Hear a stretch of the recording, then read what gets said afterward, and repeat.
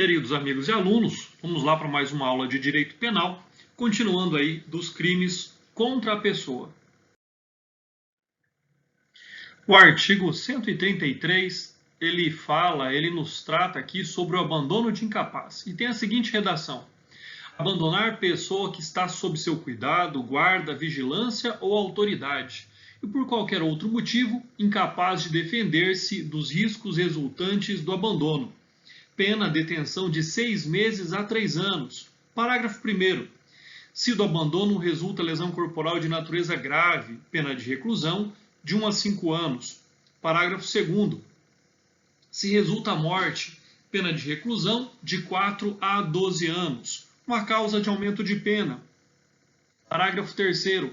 As penas cominadas neste artigo aumentam-se de 1/3 se o abandono ocorre em lugar ermo, se o agente é ascendente ou descendente, cônjuge, irmão, tutor ou curador da vítima, e se a vítima é maior de 60 anos, incluído esse inciso 3º do parágrafo 3º, pela Lei 10.741 de 2003. Quanto aos comentários que nós temos aqui que tecer sobre o artigo 133, nós temos que inicialmente considerar o fato de que aqui o abandono tratado no artigo 133 não é aquele abandono à assistência cabível à pessoa que necessita, sim, mas é o abandono físico, ou seja, então não é o abandono imaterial, mas sim o abandono físico. De fato, a pessoa é deixada no local e em razão deste abandono, ela corre um risco, tá? E um outro fato importante é que aquilo que diz aqui o caput do artigo 133, na condição de que pessoa que está sob seu cuidado, guarda, vigilância, autoridade, né, e por qualquer meio incapaz de defender-se dos riscos resultantes do abandono. Então, nessa hipótese, nós não estamos falando simplesmente dos menores de 18 anos, nós estamos falando de qualquer pessoa que naquela hipótese, naquela condição, não tem capacidade de se defender, né, desse estado de abandono em que ela é colocada. Então esse aí é uma questão bastante importante, né? Não é o caso, como eu disse agora há pouco, de se enquadrar nessa figura o pai, por exemplo, que deixa de dar alimentos ao filho menor, e sim aquele que larga a criança ao léu, sem condições de se proteger sozinha. E para isso, né, para poder expressar isso melhor, nós temos aí a jurisprudência do Tribunal de Justiça do Rio Grande do Sul, que diz o seguinte: conforme a prova colhida nos autos, vê-se que a mãe deixou a filha com menos de 1 ano de idade, dormindo no interior da moradia, segura e fechada, alegando que poderia ouvir o choro da criança à distância, que permaneceu e poderia socorrê-la. A conduta que pode ser havida como moralmente reprovável, mas não é, realiza o tipo penal objeto da condenação imposta, absolvição que se impõe. E aí nós temos também a jurisprudência do Tribunal de Justiça do Rio de Janeiro, que diz: apelante que saiu de casa no dia 19/2/2013, por volta das 13h30, retornando somente às 21 horas do dia 20/2/2013, deixou seus 3 filhos menores desprovidos de meios mais básicos de subsistência e bem-estar, tais como alimentação e vestuário dignos. A filha mais velha, que contava com 15 anos, acionou o conselho tutelar, que ao comparecer ao local, constatou a situação de abandono. Prova oral relatada a veracidade das informações. Versão da rede negativa de autoria que restou isolada e inverossímil. Manutenção do decreto condenatório. Então é importante aí que nesse primeiro momento nós possamos fazer a distinção daquilo que se considera de fato o abandono, né? É deixar de prover aquilo que é necessário como obrigação do cuidador às pessoas que de fato deste dependam. Quanto ao sujeito ativo e passivo deste crime, nós temos que são próprios ou qualificados. De que forma? Pois exigem uma qualidade especial, né? No caso do autor, do sujeito ativo da prática deste crime, tem que ser aquele que tem a guarda, a vigilância, a autoridade, né, o dever de cuidado sobre aquele que é considerado nesse momento como incapaz. Então é importante aí que o sujeito ativo seja essa pessoa, né? Um outro fato também importante é com relação à vítima, ou seja, que pode ser de qualquer idade, desde que seja incapaz e colocada sob o seu resguardo. Então aí tanto o sujeito ativo quanto o sujeito passivo, eles têm características especiais e importantes que não podem ser abandonadas nesse momento. O outro fato importante aqui é com relação ao elemento subjetivo da conduta, ou seja, com que intenção, com que vontade esta conduta ilícita foi praticada. Então nós temos que este é um crime que é praticado com dolo de perigo, ou seja, é de se reconhecer haver aqui nos tipos nenhuma menção ao elemento subjetivo específico, um dolo específico, né? Vale dizer, a especial intenção de colocar em perigo, como defendem alguns, pois o pai que abandona o filho para dar-lhe um corretivo, mesmo que não tenha intenção de colocá-lo em perigo, efetivamente o faz, merecendo responder pelo crime. Então fica aí algumas ações praticadas por genitores, por representantes legais, que tem aí, logicamente, uma fundamentação, mas de qualquer forma expõe diretamente ao perigo a vítima. Então fica aí essa questão também bastante importante. Quando nós citamos lá no caput a questão daquele que está sobre os cuidados, né? O que significa esse cuidado, então?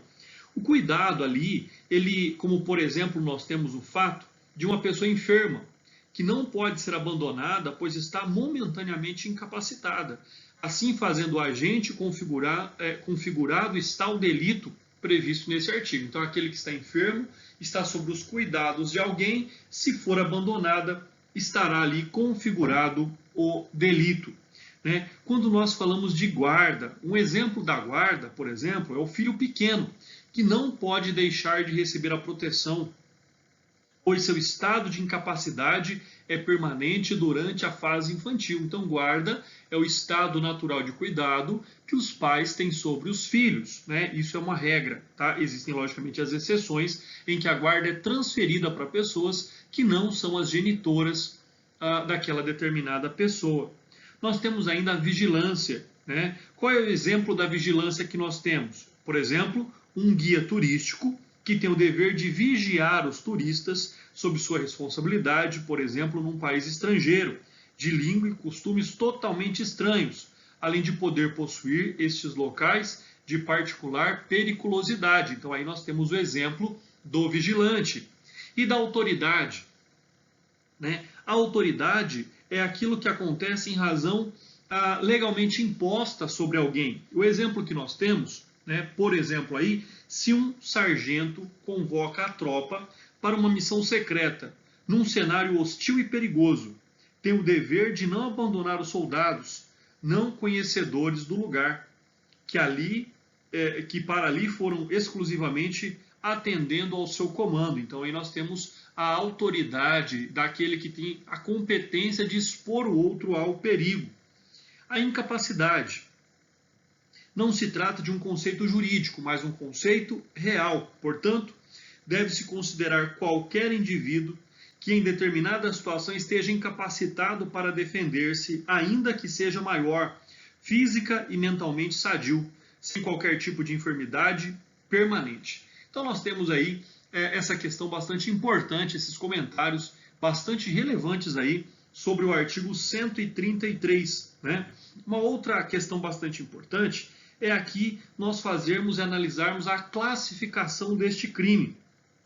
Ele trata-se de um crime próprio, tanto quanto ao sujeito ativo, como para com o sujeito passivo. Os dois são sujeitos próprios, com qualidades especiais, né, para que possam aqui configurar em sujeito ativo ou em sujeito passivo deste crime. Então fica aí essa questão bastante importante a ser também analisada.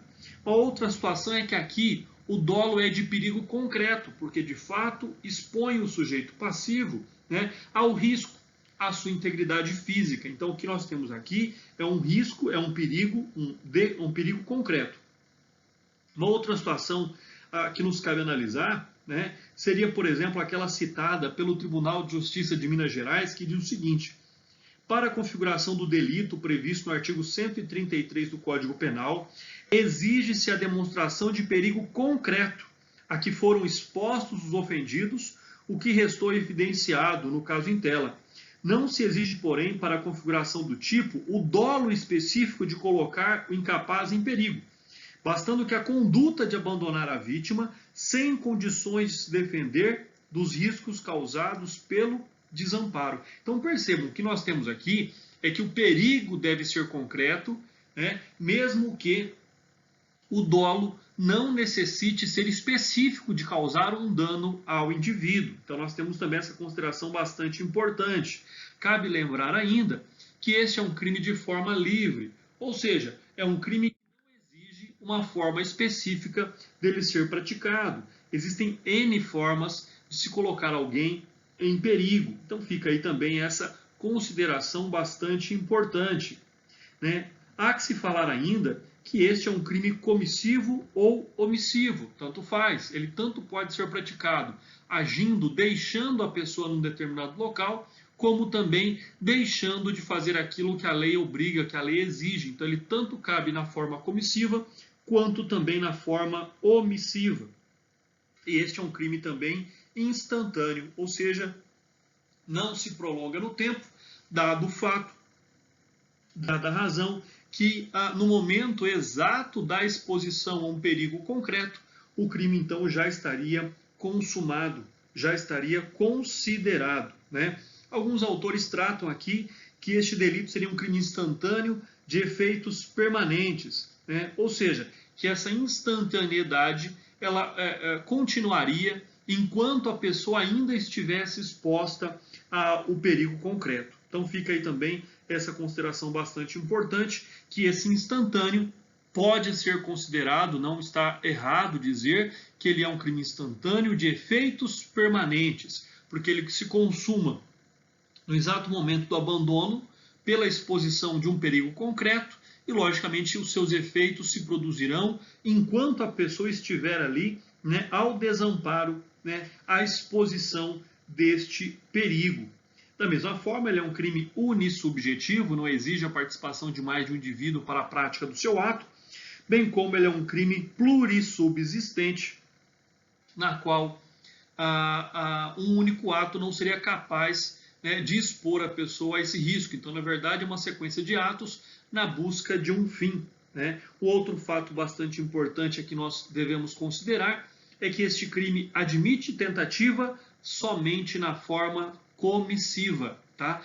Ele admite tentativa somente na forma comissiva e não na forma omissiva. Então ficam aí questões bastante importantes, né? Uma outra consideração que é bem relativa aqui à importância do tipo penal do artigo 133 é o acréscimo do inciso 3º ao parágrafo 3º, que fala da vítima maior de 60 anos. Então, trata-se de uma inovação trazida pela Lei 10.741 de 2003, que busca dar a mais ampla proteção possível ao idoso, punindo mais severamente aqueles que pratiquem delitos contra pessoas maiores de 60 anos. A medida é salutar, tendo em vista que a grande quantidade de casos registrados de abandono de idosos por parentes ou responsáveis, quando, em verdade, mereciam eles carinho e proteção por terem atingido a fase madura da vida. Exposição ou abandono de recém-nascido. Diz aí, então, o artigo 134 do Código Penal. Expor ou abandonar recém-nascido para ocultar desonra própria, detenção de 6 meses a 2 anos. Se o fato resulta lesão corporal de natureza grave, pena de detenção de 1 a 3 anos. Se o fato resulta morte, detenção de 2 a 6 anos. E aí, então, quais são os comentários que nós devemos tecer sobre esse artigo? O primeiro comentário que nós temos que tecer sobre esse artigo é que ele tem aqui uma forma alternativa, ou seja, expor ou abandonar recém-nascido para ocultar desonra própria, né? Ele trata aí de um tema bastante importante, na qual ele vem tratado mais adiante no Código Penal, né, em outro crime bastante sensível também, que são o crime lá de aborto ou o crime de infanticídio. Aqui nos parece que este tipo penal estaria mais próximo do infanticídio, logicamente, sem que houvesse aqui a morte, né, do nascente durante ou logo após o parto. Então, esse é um crime um tanto quanto mais leve, e ele tem aqui como a sua compreensão duas condutas alternativas, que tanto é a exposição quanto o abandono do recém-nascido. E o importante aqui dizer também que é o estado em que está a parturiente, ou seja, para ocultar desonra própria. Então ele traz aqui ainda um critério muito forte de moral pela condição, vamos supor aqui, da mulher ser mãe solteira ou de ter aqui, né, um parto de uma gravidez não desejada, né? Logicamente que nós sabemos que essa questão ocultar desonra própria, nos dias atuais, ela já fica um pouco ultrapassada, levando-se em consideração que não há nenhum demérito, né, pelo contrário, em ser mãe solteira, né? Então, gravidez indesejada ou algo nesse sentido. Mas o que cabe aqui nós observarmos neste primeiro momento é a busca ali do doutrinador em estabelecer uma diferença, provocando o legislador ao inserir o verbo nessa figura típica. Ou seja, quando ele cita o expor e abandonar, mas na verdade ele está dizendo expor ou abandonar lá no tipo penal, né? O que se tem aqui? Se tem que abandonar, tem o sentido de largar ou deixar de dar assistência pessoal a alguém, enquanto expor, né, quando confrontado com o primeiro, pode ser conceituado como colocar em perigo, retirando a pessoa de seu lar habitual e levá-la para um ambiente hostil, né, desgrudando-se dela. Então, são essas características que nós temos, né? O abandonar é, na verdade, deixar ali o recém-nascido à própria sorte, aos perigos do local onde ele foi exposto, enquanto a exposição tem esse conceito bastante importante também, né? Então, ou seja, abandonar, sentido de largar ou deixar de dar assistência pessoal a alguém, enquanto a exposição seria, né, colocar esse recém-nascido em ambiente hostil. Então é importante aí compreender que este é um tipo penal alternativo, tanto pelo verbo da exposição, quanto pela conduta do abandono. Mas, logicamente, aqui as duas condutas estão diretamente relacionadas ao próprio filho recém-nascido.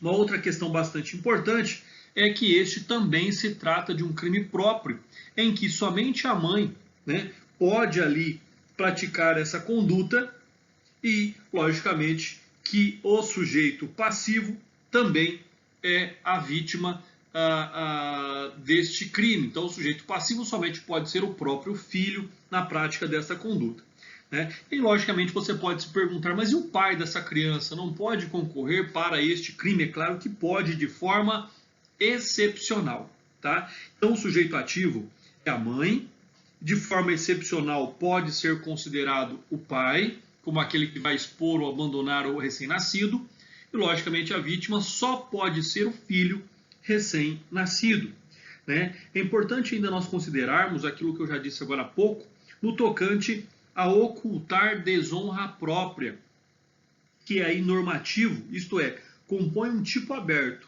que exige uma interpretação e valoração cultural a ser dada pelo juiz no caso concreto, né? Então é importante perdão, nós analisarmos essa questão.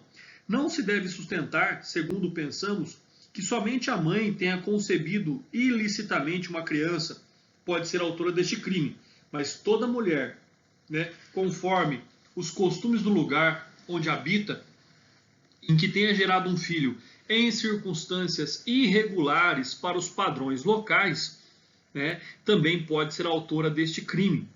Em uma grande cidade, por exemplo, o fato de uma mulher solteira, profissionalmente estabelecida, gerar um filho sem ser casada, por óbvio, não pode ser invocado para compor a figura do delito do artigo 134. Entretanto, em uma pequena comunidade, a mulher solteira, sem sustento próprio, morando com os pais, pode abandonar seu filho para evitar qualquer repressão moral no seio da sua família e dos demais que a volteiam.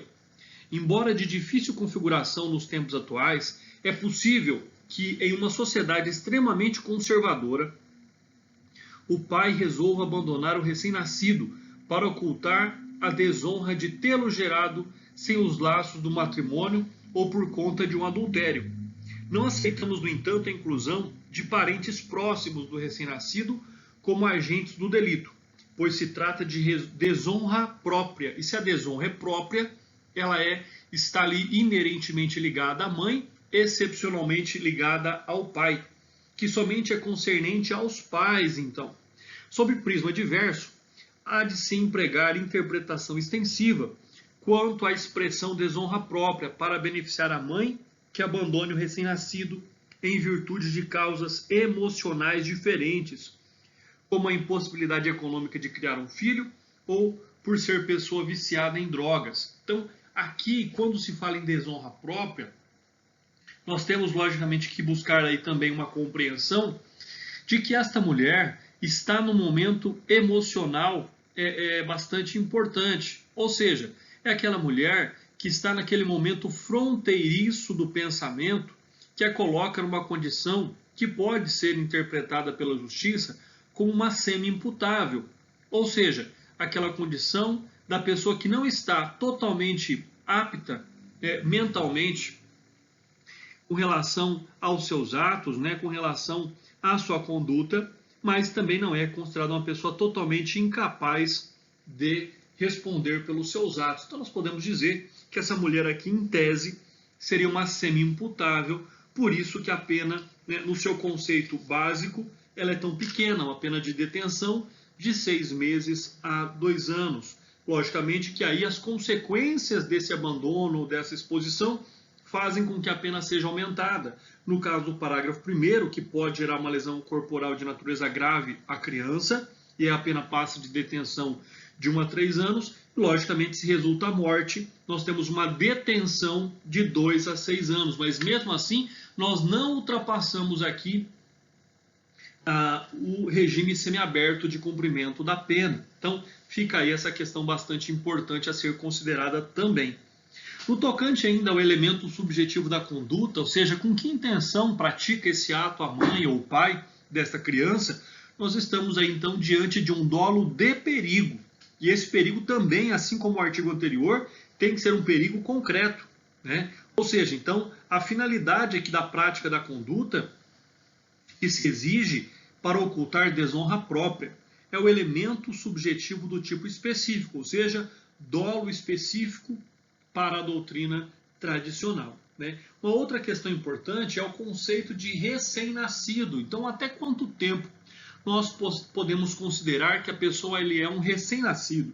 Então, nós temos que, de forma estrita, recém-nascido é o ser humano que acabou de nascer com vida, ou seja, finalizou o parto com vida extrauterina, caracterizada pela instalação da respiração pulmonar.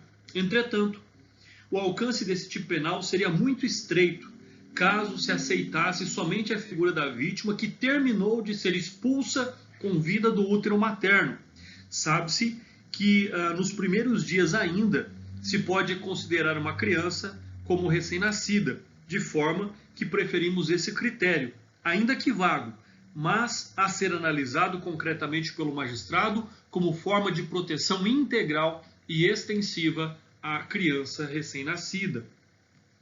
Outra questão bastante importante aqui, a que nós temos que analisar, é com relação à classificação deste crime. Então ele trata-se de um crime próprio, tanto com relação à genitora, o sujeito ativo ou genitor, bem como um crime próprio também, quanto ao sujeito passivo, no caso ali, o recém-nascido. Nós temos ainda que este é um crime de perigo concreto. Lembre-se que quando nós falamos nesse aspecto, ele pode ser um crime de perigo ou pode ser um crime de dano. Nesse contexto em específico, ele é um crime de perigo concreto.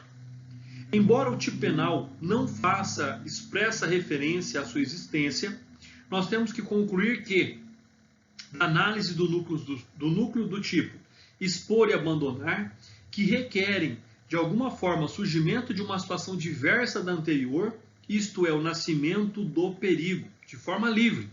Esse crime também é praticado.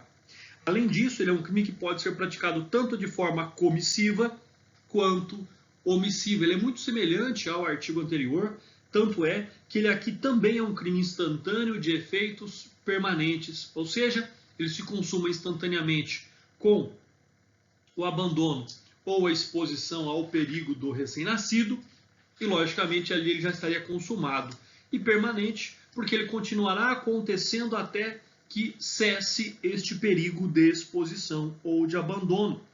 É um crime também unissubjetivo, plurissubsistente e também só admite a tentativa quando praticado na sua forma comissiva, né? Importante ainda dizer aqui que nós temos a possibilidade, assim como também no artigo anterior, dele ser expressamente descrito como um crime pré-ter-doloso, né? No caso presente, nos parágrafos 1º e 2º, ele é um crime pré-ter-doloso, porque se tem o dolo quanto ao abandono ou à exposição e a culpa quanto ao resultado. Por isso ali que nós não ultrapassamos o regime inicial de cumprimento de pena, que é o regime semiaberto, tá? Então é importante aí também dizer que os parágrafos 1º e 2º do artigo 134 estão ali diretamente relacionados ao pré-ter dolo, o dolo do abandono e da exposição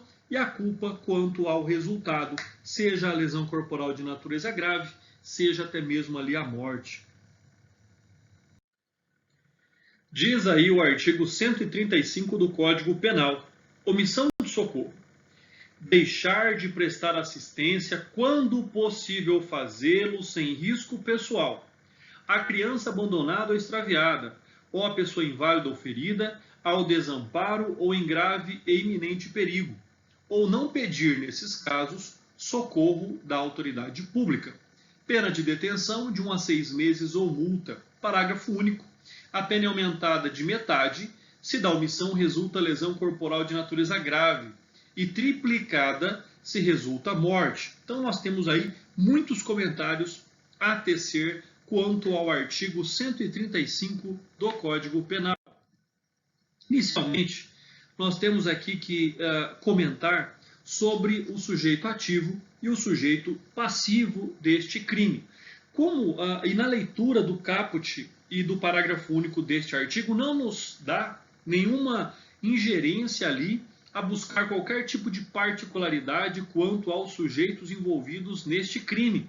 Então nós temos que este é um crime comum, né? Qualquer pessoa, no caso do polo ativo, necessitando tratar-se de pessoa inválida ou ferida em situação de desamparo ou de pessoa em grave perigo, bem como de criança abandonada ou extraviada no polo passivo. Então o que é que nós temos? Quanto ao polo ativo, qualquer pessoa pode ser o sujeito ativo deste crime. Quanto ao polo passivo, pode ser qualquer pessoa que esteja inválida ou ferida, em situação de desamparo ou pessoa em grave perigo, bem como de criança abandonada ou extraviada. Então, ficam aí essas características bastante importantes quando nós aqui buscamos uma compreensão quanto ao caput, quanto àquela menção dita no artigo 135 do Código Penal. Nós temos que, quanto ao elemento subjetivo do tipo, este é um crime que deve ser praticado no dolo de perigo, né? Não há aqui um elemento subjetivo específico. Que tipo de perigo? Não há um elemento específico. Pode ser aqui qualquer tipo de perigo. Então, ou seja, percebe-se a situação e não se pratica um ato com o intuito de minimizar as consequências de dano ou de risco àquela pessoa. Então, o que nós temos aqui é um dolo de perigo, tá? Uma outra situação importante é que não se pune a prática do artigo 135 na sua modalidade culposa. Então, ninguém pode ser responsabilizado pela omissão de socorro de forma culposa, senão de forma dolosa. E o dolo é um dolo de perigo, de exposição à pessoa a um dano futuro e iminente. Então, fica aí também essa questão bastante importante quando nós aqui buscamos uma compreensão do fato. Uma outra situação aqui que nós temos, que é muito relevante, é quanto ao elemento normativo da conduta. Quando ele diz lá, percebam isso, em que ninguém é obrigado a expor a própria vida para salvar o outro, independentemente de quem deu causa a este perigo. E diz lá, quando possível fazê-lo sem risco pessoal. Então, o que significa isso? A lei não deseja e não pode exigir que uma pessoa coloque a sua segurança em risco para salvar outra de qualquer tipo de apuros. Aliás, outra não é a mensagem contida lá na excludente de licitude, contida no artigo 24 do Código Penal, ou seja, o estado de necessidade, que admite o perecimento de um bem jurídico para salvar outro de igual valor ou superior. Portanto, se o indivíduo está ferido ou desamparado em um local de difícil acesso, como ocorre em escombros e desabamentos, não se pode exigir que alguém que ingresse no local, podendo ser vítima de igual desmoronamento. Então, não se exige que ninguém ali adentre para salvar essa pessoa, salvo aqueles que têm o dever legal de assim o fazerem. Nessa situação, o caminho indicado pela própria lei, ao prever dois núcleos do tipo, é chamar o socorro da autoridade pública. Por isso, a expressão ora analisada refere-se unicamente à primeira parte do artigo. Frise-se, no entanto, que o risco pessoal é inerente à integridade física do indivíduo e não se relaciona a prejuízo de ordem material ou moral. Qual um exemplo que nós temos para poder visualizar o que eu estou dizendo? Aquele que não presta socorro a uma pessoa ferida porque teme estragar o estofamento de seu veículo pelo derrame de sangue, ou que escape ali, não escapará este da punição. Então esse é um aspecto bastante importante. Tá? Ele só não está obrigado a socorrer se for ali expor a sua vida ao risco. Do contrário, a pessoa deve, e aqui é dever poder, então ele deve praticar aqui o socorro. Caso seja impossível a prática desse socorro, ou exponha a vida do socorrente ao risco, aí sim ele está autorizado a agir dessa forma por meio de solicitar o socorro pela entidade e autoridade pública. Então fica aí também essa questão bastante importante. Muito se fala sobre a ação de médicos como omissão de socorro. E o que nós temos a respeito disso? É que não é aceitável, nem desculpa válida, que médicos deixem de socorrer pessoas feridas de um modo geral, alegando não estar em horário de serviço, ou que a pessoa não pode efetuar o pagamento dos seus honorários. Tampouco não há convênio médico com o hospital onde trabalha ou inexiste vaga. Devem responder pelo delito de omissão de socorro, pois em grande parte das vezes estão em lugar próprio para prestar assistência, como hospitais, por exemplo. Tem o conhecimento técnico para tanto, e não há qualquer risco pessoal para invocar como escusa. Caso contrário, fora essas exceções, também poderia que o médico avocar para si a presente escusa. Qual é o conceito que nós temos de criança abandonada ou extraviada? Primeiro, criança é um termo que não encontra unanimidade de interpretação na doutrina e na jurisprudência. Entendemos, no entanto, que nessa esteira, de acordo com o Estatuto da Criança e do Adolescente, criança é toda pessoa humana até 12 anos incompletos. Lógico, é indispensável para configurar o tipo do artigo 135, que a criança não saiba se defender no local onde se encontra. Uma criança que vive na rua habitualmente, por exemplo, não preenche a figura de sujeito passivo, até mesmo porque não foi abandonada ou extraviada nesse local. Vive dessa forma por falta de condições materiais fornecidas pelo Estado ou pela sua própria família. Apesar de saber se defender e de se virar nesse ambiente, no entanto, pode ser completamente hostil a outro infante perdido, acostumado ao constante amparo familiar. E neste último caso, então, ele corre perigo, pois não tem a menor noção de como fazer para livrar-se da situação inusitada, enquanto o outro sabe perfeitamente aonde ir, nem sequer admitindo auxílio ou amparo de terceiros. Além disso, é conveniente fixar a diferença existente entre criança abandonada e extraviada. Então, a primeira, criança abandonada, foi aquela largada à própria sorte por seu responsável, enquanto a segunda perdeu-se, desligou-se de seu protetor por acaso. Então, a criança extraviada é aquela que perdeu-se ou desligou-se de seu protetor por acaso, enquanto a criança abandonada é aquela largada à própria sorte pelo seu responsável. Então fica aí também essas questões bastante importantes. Quanto à pessoa inválida ou ferida, qual é o conceito que nós temos? Nós temos que inválida é a pessoa deficiente, física ou mentalmente, em decorrência da idade avançada ou de doença, não mais possuidora da capacidade de se defender, enquanto a pessoa ferida é aquela que sofreu alguma lesão corporal. Nós temos também a terminologia dita lá no artigo 135 da pessoa em desamparo. O que é então o desamparo? É o elemento normativo que exprime a ideia de abandono, falta de assistência. Portanto, para a concretização desta figura típica, é crucial existir pessoa inválida ou ferida, que esteja largada à própria sorte ou sem assistência devida. Logo, não é unicamente um problema de solidariedade humana que este crime quer resolver, mas sim uma situação concreta de perigo à vida ou à saúde de pessoas. Pessoa em grave e iminente perigo.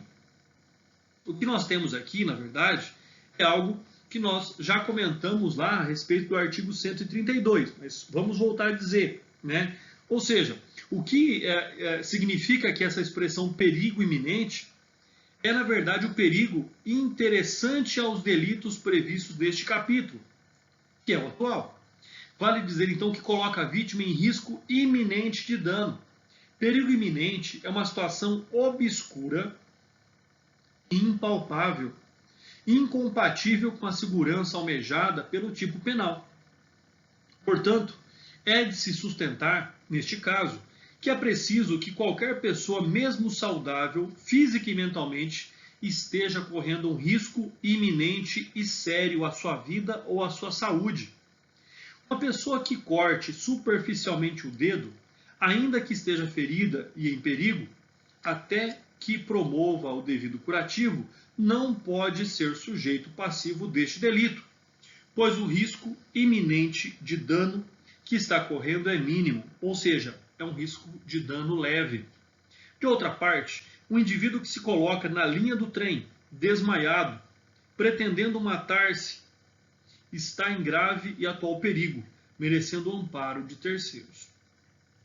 Outra questão bastante importante é a vítima que recusa ajuda, ou seja, aquela pessoa que está correndo um perigo iminente, outras pessoas desejam ajudá-la, mas ela impede, ela recusa essa ajuda. Então, como é que nós vamos configurar e compreender essa situação? Não se pode compreender que esteja configurado o delito em toda e qualquer hipótese, sob o pretexto de ser a solidariedade humana, algo irrenunciável. Em primeiro lugar, temos que compreender não ser a solidariedade o objeto jurídico do crime de omissão de socorro, e sim a proteção à vida e à saúde de pessoa humana, que na maioria das vezes são bens irrenunciáveis. Portanto, se a situação configurar hipótese de vítima consciente e lúcida, que pretendendo buscar socorro sozinha, recusar o auxílio oferecido por terceiros, não se pode admitir a configuração do presente tipo penal. Seria por demais esdrúxulo fazer com que alguém constranja fisicamente uma pessoa ferida, por exemplo, a permitir ser socorrida, podendo daí resultar maiores lesões e consequências. Entretanto, se um ferido moribundo balbucia que não deseja ser socorrido, porque deseja morrer, é obrigação de quem por ele possa prestar-lhe auxílio,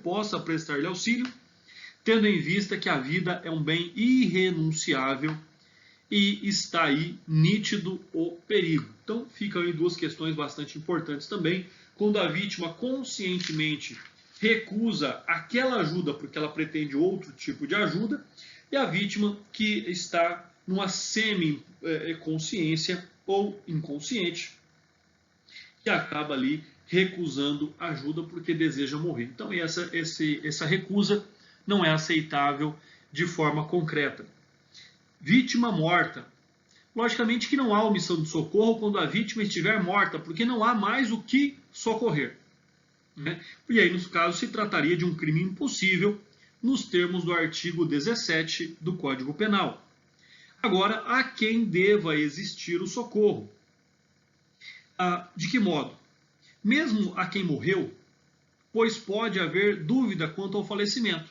Realmente, remanescendo qualquer viabilidade de estar viva, deve-se prestar socorro. Entretanto, há situações em que a morte é evidente, como o caso em que a cabeça se separa do corpo. Assim sendo, não há que se considerar a omissão de socorro para quem nada fizer com relação a esta vítima. Uma outra questão que nós devemos aqui observar é quanto à possibilidade de um crime pré-ter-doloso ou de figuras pré-ter-dolosas. Então, se houver como resultado da omissão de socorro, lesão corporal grave ou até mesmo a morte da vítima, a pena será consideravelmente aumentada. Entretanto, somente se admite a presença de culpa no resultado mais gravoso, pois o dolo de perigo já existe na conduta original. Então, é incompatível com o dolo de dano, restando aí simplesmente a presença também do dolo de perigo. Então, fica aí essa análise bastante interessante quanto à conduta aí do artigo 135, naquilo que diz respeito às figuras pré-ter-dolosas. Podemos, então, concluir que trata-se de um crime comum quanto ao agente, embora exija do sujeito passivo uma qualidade especial, ou seja, estando exposto a um perigo concreto. Este é um crime que pode ser praticado de forma livre, é um crime, por certo, omissivo, porque a pessoa deixa de agir conforme se espera dele, é um crime instantâneo, né? E um crime instantâneo que não se prolonga no tempo, então, diferentemente do artigo anterior, é um crime unissubjetivo, não se admite ali a tentativa, é um crime também unissubsistente, tá?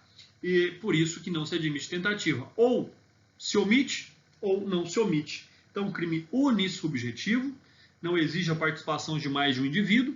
Um crime unissubsistente, não admite tentativa, porque somente encontra previsão na sua forma comissiva. Então, não há como aqui ser um crime tentado.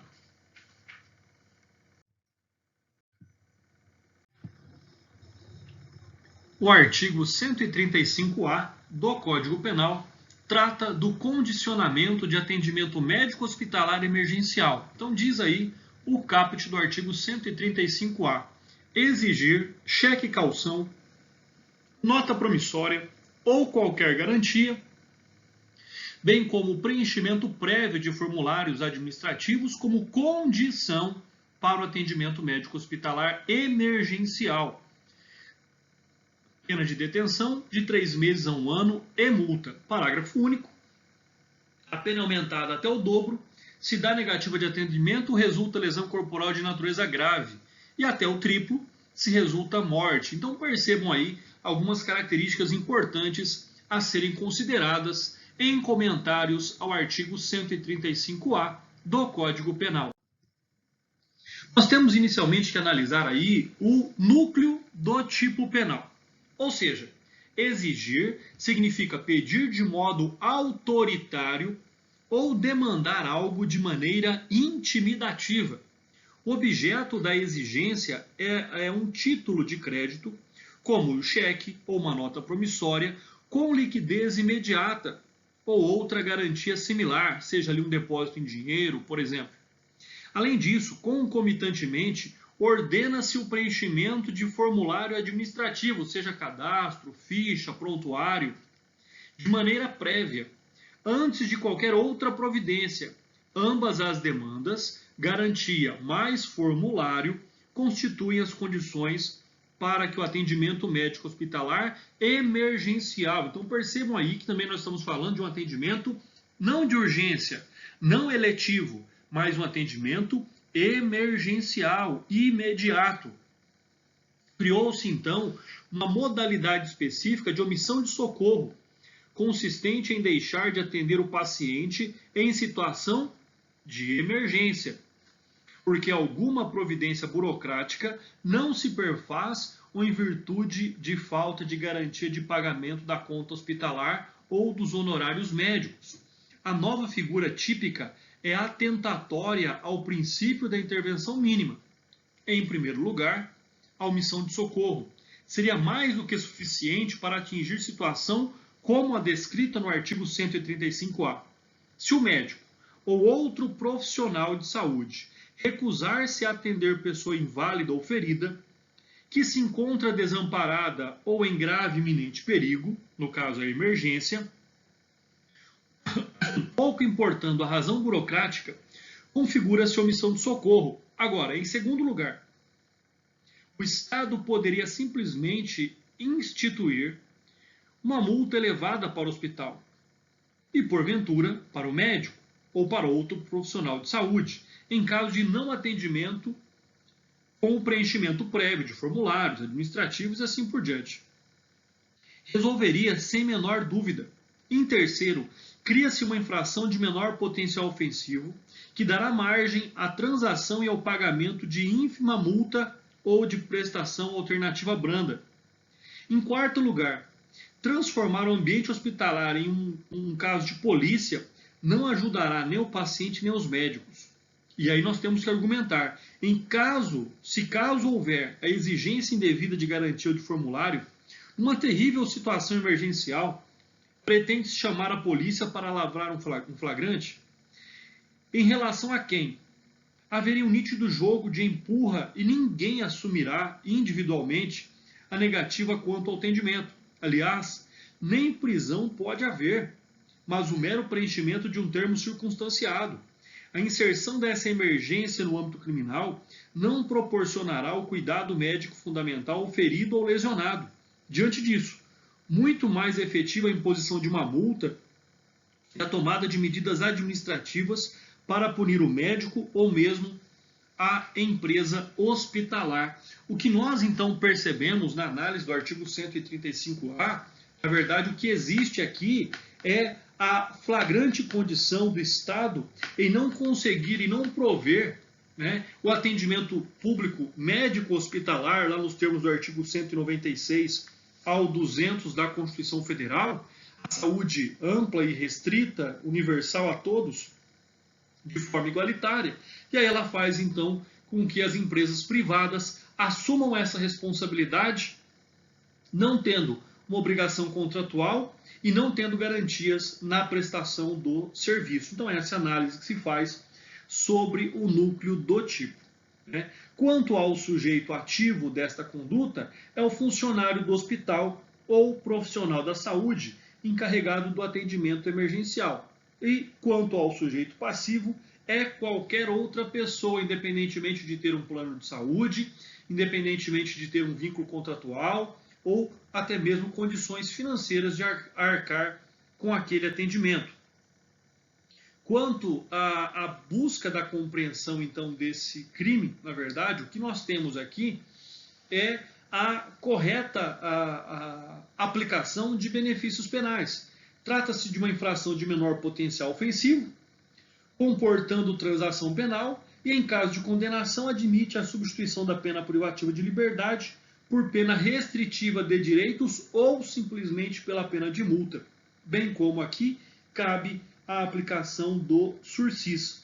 O regime aplicável, como regra, é o regime aberto, tá? Então é uma detenção de 3 meses a 1 ano e multa. Então é um crime praticado sem violência, é um crime praticado sem ameaça. Então todas essas características elas se somam para que os benefícios penais possam aqui então serem concedidos. Fica aqui essa questão bastante importante.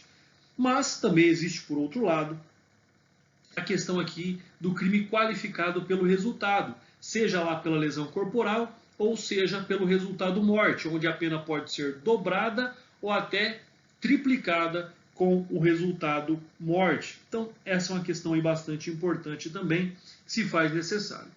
Uma outra análise que nós temos que buscar aqui é a presença, da Lei 12.653 de 2012, 12.653 de 2012, na qual ela determina no seu artigo 2º o estabelecimento de saúde que realiza atendimento médico hospitalar emergencial fica obrigado a fixar em local visível cartaz ou equivalente com a seguinte informação: constitui crime a exigência de cheque calção, de nota promissória, de qualquer outra garantia, bem como de preenchimento prévio de formulários administrativos, como condição para o atendimento médico hospitalar emergencial, nos termos do artigo 135-A do Decreto-Lei 2.848 de 1940, o Código Penal.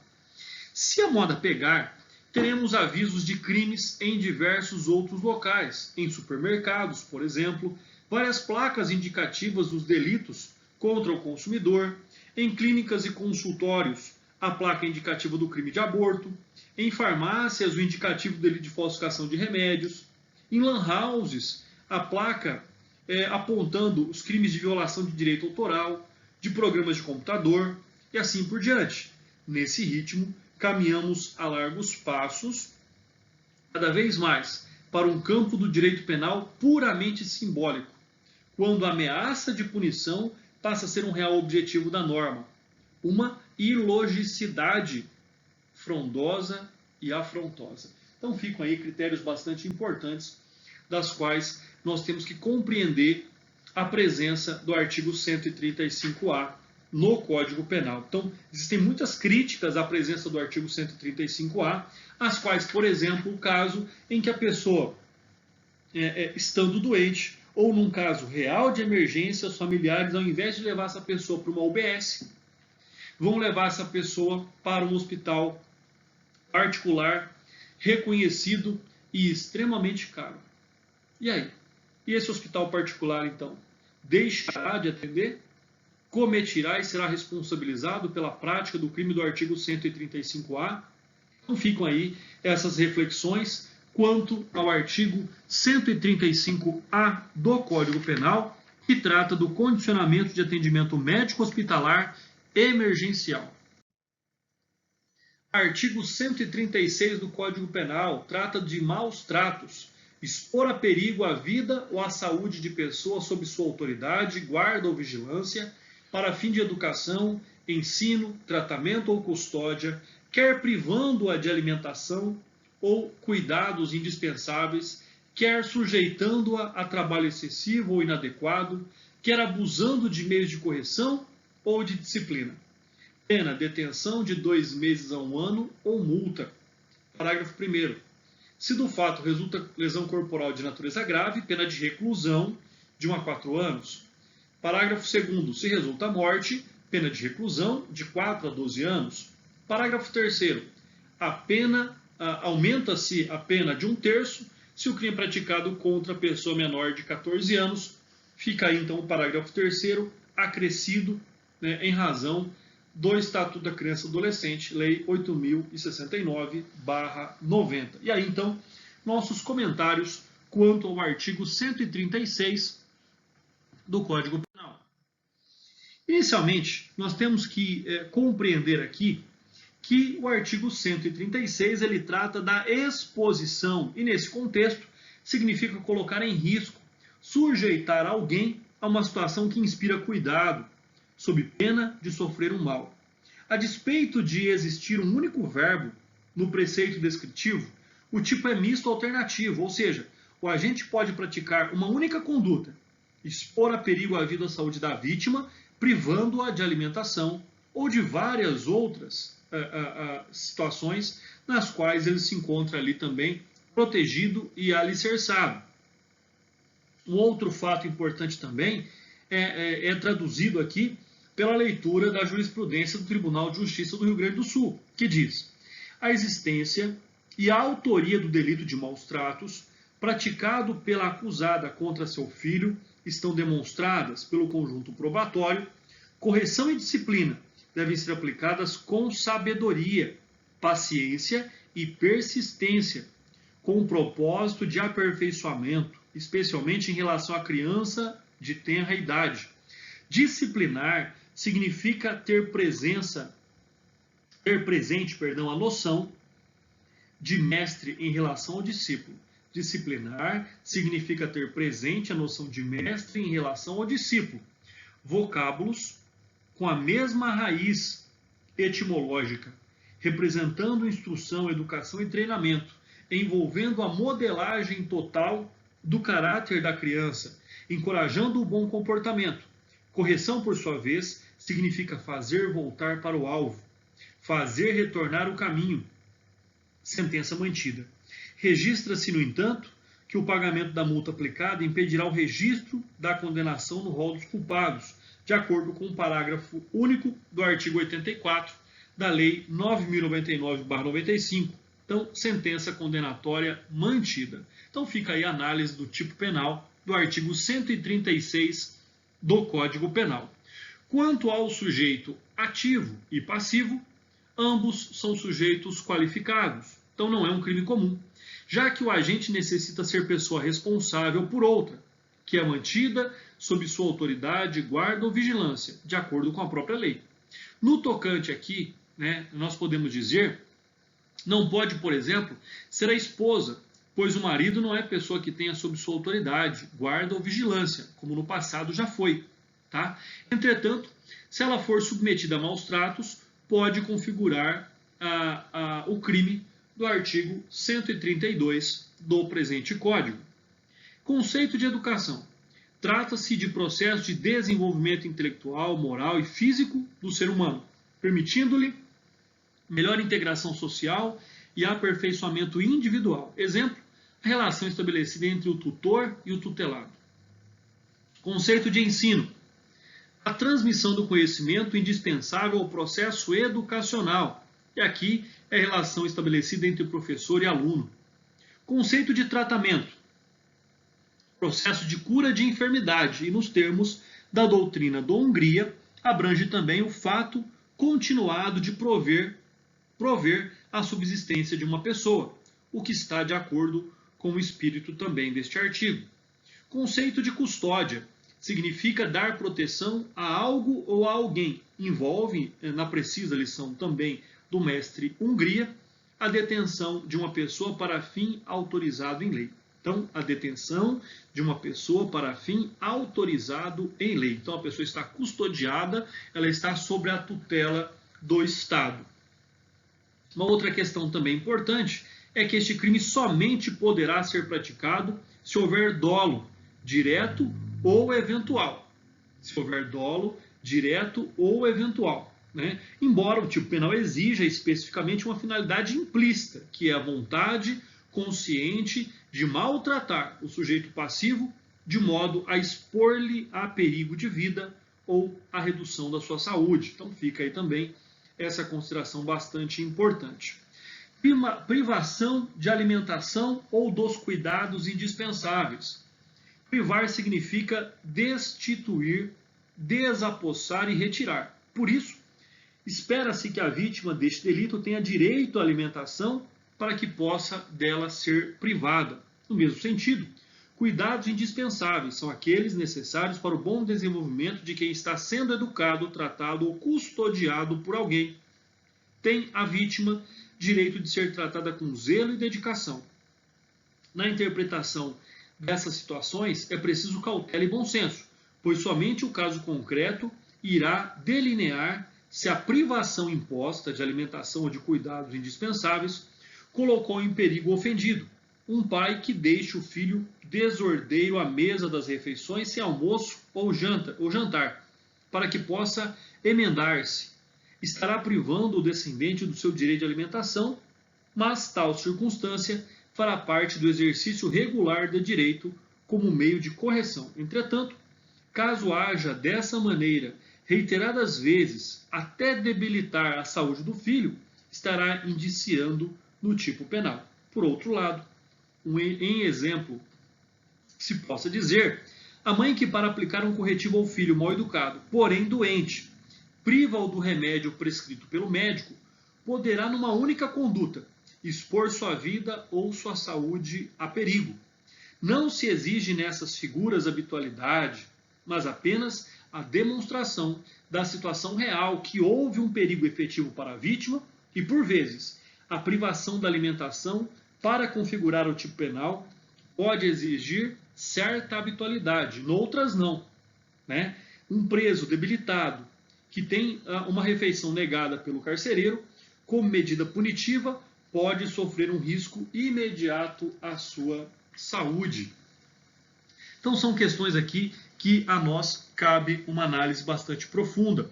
Logicamente, também nós temos que compreender o fato de que, em situações específicas, aplicaria-se normas específicas, como, por exemplo, o Estatuto da Criança e do Adolescente, né? Ou simplesmente ali a Lei da Palmada, a Lei 13.010 de 2014, né? Que diz lá os seus artigos. Artigo 18A, 18B e 18C, perdão, 18A e 18B apenas, no Estatuto da Criança e do Adolescente. A criança e o adolescente têm direito de ser educado e cuidado sem o uso de castigo físico ou de tratamento cruel ou degradante, como formas de correção, disciplina, educação ou qualquer outro pretexto pelos pais, pelos integrantes da família ampliada, pelos responsáveis, pelos agentes públicos, executores de medidas socioeducativas ou por qualquer pessoa encarregada de cuidar deles, tratá-los, educá-los e protegê-los. Parágrafo único. Para os fins desta lei, considera-se, primeiro, castigo físico, ação de natureza disciplinar ou punitiva aplicada com uso de força física sobre a criança ou adolescente que resulte em, letra A, sofrimento físico, letra B, lesão. Inciso 2. Tratamento cruel ou degradante, conduta ou forma cruel de tratamento em relação à criança ou ao adolescente que humilhe ou, letra B, ameace gravemente, letra C, ridicularize. Então, é importante aí que nós possamos compreender. O artigo 18b, né, inserido pela Lei 13.010 de 2014 ao Estatuto da Criança e do Adolescente, tem a seguinte redação. Os pais, os integrantes da família ampliada, os responsáveis, os agentes públicos executores de medidas socioeducativas ou qualquer pessoa encarregada de cuidar de criança e de adolescentes, tratá-los, educá-los ou protegê-los, que utilizem castigo físico ou tratamento cruel ou degradante como forma de correção, disciplina, educação ou qualquer outro pretexto, estarão sujeitos, sem prejuízo de outras sanções cabíveis, às seguintes medidas que serão aplicadas de acordo com a gravidade do caso. Inciso 1º. Encaminhamento ao programa oficial ou comunitário de proteção à família. Inciso 2º. Encaminhamento ao tratamento psicológico ou psiquiátrico. Inciso 3º. Encaminhamento a cursos ou programas de orientação. Inciso 4º. Obrigação de encaminhar a criança ao tratamento especializado. Inciso 5. Advertência. Parágrafo único. As medidas previstas neste artigo são aplicadas pelo Conselho Tutelar sem prejuízo de outras providências legais. Então fica aí também essa informação bastante importante quanto ao artigo 136 aqui do Código Penal. Temos ainda aqui a classificação do presente artigo. Então ele se trata de um crime próprio, de perigo concreto, né? Além disso, de forma vinculada, porque ele especifica como esse crime deve ser praticado. Não é um crime de forma livre, é um crime de forma vinculada. Ou seja, a lei estabelece pelos quais o crime pode ser cometido. Privação da alimentação ou dos cuidados indispensáveis, sujeição a trabalho excessivo ou inadequado ou abuso dos meios de correção e disciplina, comissivo, também é um crime que pode ser praticado omissivamente, é um crime instantâneo e, como regra, mas admite a forma permanente, tudo a depender do caso concreto, de modo que a atuação do agente, então, é um crime instantâneo, mas pode-se admitir também a sua forma permanente de ação. Unissubjetivo, plurissubsistente, né? E admite-se a tentativa na sua forma comissiva. Pessoal, esses foram os nossos comentários aos artigos 133, 134, 135, 135A e 136 do Código Penal. Sendo assim, um forte abraço a todos e bons estudos.